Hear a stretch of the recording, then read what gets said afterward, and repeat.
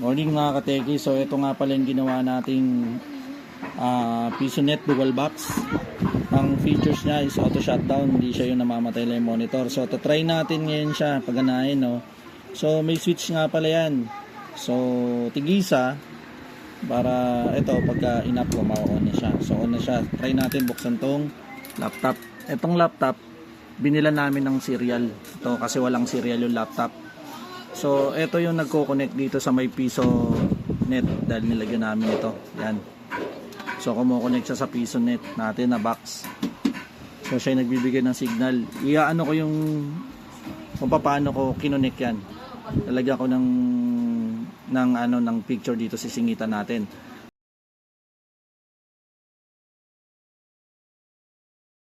Tapos yan, pag na-detect nga pala nag-boot na yung computer tapos na-detect na yung system, ganyan yung lalabas. So mag-message lang kayo sa akin kung gusto nyong bigyan ko kayo nitong system na to, yung auto shutdown na system. So ngayon, yan, dahil sa lumabas na yan, magbibilang na yan para mag-auto shutdown. Hulugan lang natin.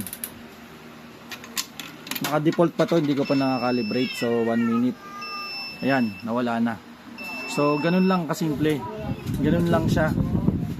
Hindi na pag inulugan, yan, pag inulugan, ano na kagad dyan, babalik na kagad siya. Tapos ang pagsiset nga pala nito, pag kinabitan nyo nito, dapat sa device manager natin.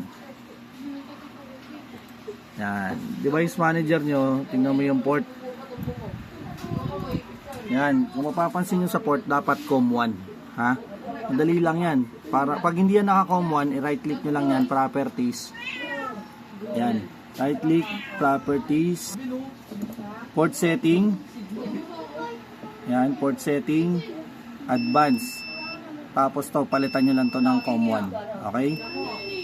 Okay nyo lang yan. So dapat kasi COM1. O yan, nag-detect na naman kasi wala nang time. So hulugan ulit natin ng piso. Yan. So babalik yan. Yun. So ngayon dapat COM1 siya para ma-detect. Kasi pag hindi yan COM1, hindi yan ma-detect. Okay? So ganun lang siya kasimple. Ito nga pala yung auto shutdown na system. So may password dyan. Yan. Yun. Yan yung itsura niyan. Tapos dito nyo na i-configure. Yan. Dito nyo i-configure yan. So, madali lang i-configure yan. Basahin nyo lang yan. Kailangan lang nakaran tong startup at saka tong run services. Para pagbukas ng computer nyo, run on startup siya, magkukusa na siyang mag-shutdown pag wala ng oras.